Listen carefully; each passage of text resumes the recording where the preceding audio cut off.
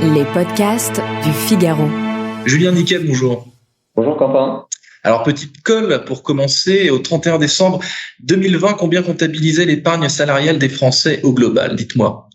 Alors au global, je dirais 140 milliards d'euros au 31 décembre 2020. C'est 147. Je suis sûr que vous aviez le vrai chiffre, mais vous avez fait exprès de ne pas me le donner.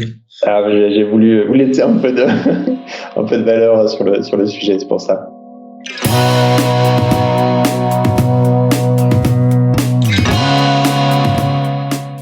Bonjour à tous et bienvenue au Talk Décideur du Figaro en visio avec aujourd'hui sur mon écran et par conséquent aussi sur le vôtre Julien Niquet, président et cofondateur d'Epsor il y a presque 5 ans. Epsor dont l'objectif est de dépoussiérer le monde de l'épargne salariale et de l'épargne retraite. Ça veut dire quoi concrètement dépoussiérer? Comment est-ce qu'on dépoussière ce genre de choses qui sont un petit peu mais qui ne sont pas très imagées. L'épargne salariale, l'épargne retraite, c'est pas une illustration très très claire. C'est une excellente question, Quentin. Effectivement, dépoussiérer, c'est plus facile quand on parle d'objets. En fait, sur l'épargne salariale et l'épargne retraite, notre conviction de départ, c'est que pour la majorité des Français qui en bénéficient, c'est un peu du chinois. C'est un peu compliqué pour eux de comprendre forcément comment placer une prime. Ils font appel à leurs voisins de bureau ou en discuter à la machine à café. Ils sont souvent un peu perdus face à ces sujets. C'est des produits qui peuvent paraître un peu opaques. Et donc, nous, on vient...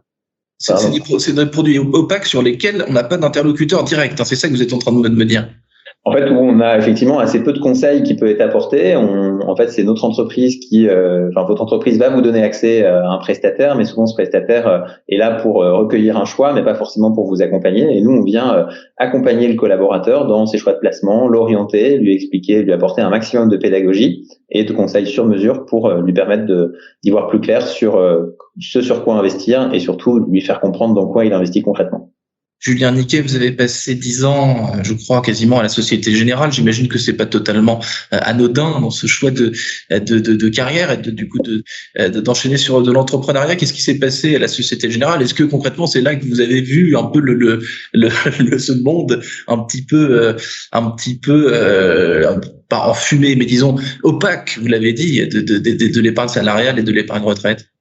Alors, c'est pas forcément là-bas que je l'ai vu. Moi, chez Société Générale, je l'ai vécu en tant qu'utilisateur, finalement. J'avais de l'épargne salariale, de l'épargne retraite. Mon épargne retraite, pour être honnête, je ne savais même pas que j'en bénéficiais, comme ça peut parfois être le cas sur ce qu'on appelle des articles 83, des produits qui sont assez complexes pour les collaborateurs. Donc, je savais même pas que j'en bénéficiais. Mais j'étais plutôt en tant qu'utilisateur. Moi, j'avais travaillé dans un endroit où j'ai découvert de nombreux métiers, de nombreux services financiers. Mais j'étais pas forcément sur ce métier-là de façon spécifique. En revanche, j'avais une folle envie d'entreprendre et donc j'ai eu envie de la soutenir. Quand vous avez lancé Epsor, est-ce que vous vous êtes heurté à des problèmes spécifiques? Parce que l'épargne salariale, l'épargne retraite, ça concerne énormément de monde, énormément d'acteurs. Donc généralement, quand on arrive sur ce marché-là et qu'on veut innover, qu'on veut dépoussiérer, justement, ça peut plaire aux utilisateurs, vous l'avez dit, mais pas forcément à d'autres. Qu'est-ce qui s'est passé il y a 5 ans quand vous avez proposé votre service? En fait, pour pouvoir le proposer, notre principale barrière, il faut trouver des clients, c'est sûr, mais il faut aussi avoir un produit, avoir un service. Et en fait, on est sur un métier qui est évidemment très très très très concentré avec quelques acteurs bancaires, assureurs.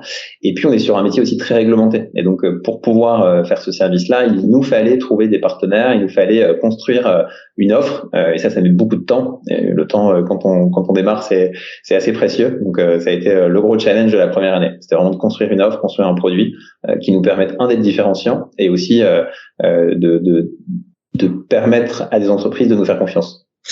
Vous l'avez dit tout à l'heure, les images qu'ont les Français de leur épargne salariale ou de leur épargne retraite, elle est parfois absente. Enfin, ils y pensent même pas. Comment est-ce qu'on donne envie? Parce que j'imagine que c'est un peu ça aussi votre job, c'est de donner envie à tous ces salariés. Et Dieu sait que quand on est salarié, ce sont des questions d'argent, donc ce sont des questions qui sont importantes. Comment est-ce qu'on leur donne envie d'ouvrir les yeux et d'essayer de comprendre cette chose qui est assez incompréhensible finalement sur le papier? Quand on reçoit ce fameux courrier avec l'épargne salariale, on n'y comprend généralement rien en fait. Oui, ouais. Donner l'envie, c'est vraiment le cœur de ce qu'on cherche à faire, que ce soit vis-à-vis des entreprises ou aussi vis-à-vis des salariés. Et pour donner envie, c'est très simple en fait. Il suffit déjà de faire ce constat-là, de bien comprendre que les gens ne comprennent pas très bien ces sujets-là, et ensuite en fonction des typologies de personnalités et d'épargnants, de les amener vers ce sujet-là par des moyens plus ou moins directs. C'est-à-dire qu'il y a des gens qui sont experts dans ces sujets, qui ont besoin de réponses techniques. Ça, c'est la majorité des salariés, et la majorité ne comprennent pas, et donc il faut leur amener de la pédagogie, leur donner l'envie d'avoir envie. On a souvent l'habitude de citer ces mots-là, et ça met du temps. Enfin, c'est de la communication, et aussi il y a des moyens détournés, c'est de parler de la retraite de façon assez différente des acteurs traditionnels. Du Johnny Hallyday dans l'épargne salariale, c'est joli, bravo Julien Niquet. Autre sujet, la parité, donc le salaire homme-femme. Est-ce que en termes d'épargne, les hommes et les femmes sont égaux? Qu'est-ce que vous observez vous, à ce niveau-là? Alors sur ce sujet-là, c'est assez intéressant. Alors sur le volet des primes, on est souvent sur les mêmes décalages. On observe en moyenne un décalage qui est à peu près le même que sur les salaires, puisque assez souvent les primes sont corrélées au salaire, donc naturellement on peut voir une différence. Enfin, on peut voir la même différence. En revanche, sur l'usage, qui en effet, c'est pas si évident, et il y a même des choses parfois contre-intuitives. On peut voir que la prise de risque des femmes est finalement pas forcément plus faible que celle des hommes, contrairement à quelques idées reçues qu'on pouvait avoir. On est en train justement de sortir quelques chiffres sur le sujet, et on voit que les idées les idées toutes faites sont pas forcément si présentes dans la réalité.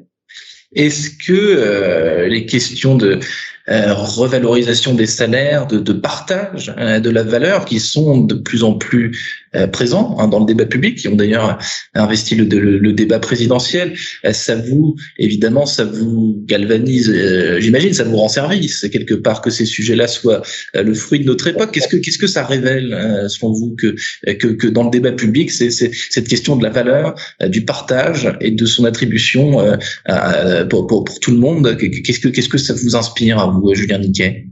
Alors moi, à titre personnel, c'est une des raisons pour lesquelles je me suis lancé avec mon associé dans ce sujet de l'épargne salariale et de l'épargne retraite, c'est qu'on est en plein dans le partage de la valeur. On est à la fois, on nous catégorise en fintech, mais aussi en HRtech, et notre conviction, c'est que on est sur un sujet qui vient réconcilier les patrons, les salariés. On est en tout cas, on a une vision d'une société et d'une entreprise plus juste dans la répartition de la valeur créée. Et pour le coup, c'est vrai que l'intéressement, la participation sont des sujets qui sont très français. C'est des dispositifs qui sont assez atypiques, qui sont un peu une spécificité française. Et pour nous, on est pour que la France assume ce modèle assez spécifique dans le monde du capitalisme. Et on trouve que c'est très, très, très, très positif. Et j'allais justement vous demander, pour terminer l'interview, Julien Niquet, la culture française en la matière. Et ce que vous me dites, c'est que la culture française est quasiment l'unique culture. Enfin, c'est pas quelque chose de courant dans les autres pays du monde et les pays capitalistes. Exactement. En fait, sur le volet retraite, en fait, il y a déjà des choses qui existent beaucoup dans pas mal de pays anglo-saxons. Vous allez avoir de la capitalisation, mais on est du coup pas dans un modèle de partage de la valeur. Il y a beaucoup maintenant tout le monde se réclame de Gaulle, et en fait, c'est vrai que c'est sous De Gaulle que la participation a été initiée, et au fond, c'est un modèle assez français qui est assez peu courant, enfin, qu'on voit assez peu couramment en Europe ou dans les pays anglo-saxons, mais en l'occurrence, on trouve que c'est une spécificité qui mériterait d'être encore plus affirmée. Et je vais vous demander d'aller encore plus loin, Julien Niquet. Qu'est-ce qui explique que ce soit particulièrement français, ce phénomène? Vous avez cité De Gaulle et un peu contexte historique. Pourquoi précisément dans notre pays?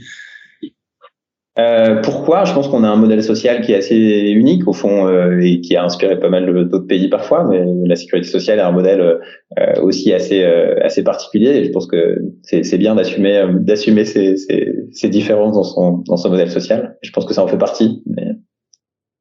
C'est un premier argument. Merci Julien Niquet, président et cofondateur d'Epsor, donc il y a presque 5 ans. Donc merci infiniment d'avoir répondu à mes questions pour le Talk Décideur du Figaro. Je vous souhaite une excellente fin de journée.